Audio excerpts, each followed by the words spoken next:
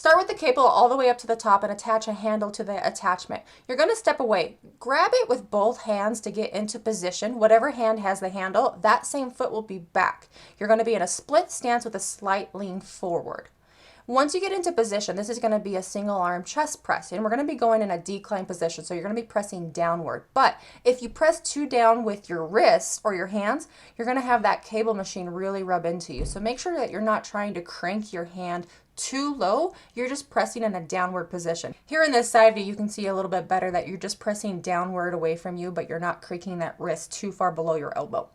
Your back leg will be really flexed. That back butt cheek is really going to help you stay stable, and of course your core. You don't want to twist your body, so you're going to really feel your core on this. You just want to press your elbow. Your elbow is only going slightly past your body and then pressing again each time. When you switch arms, the cable machine will pivot, so if you need to work around people, you can go on either side of the cable machine in any direction. You'll notice obviously there's no one around me, so I can go wherever I want, but remember that that does swivel and you can go any direction.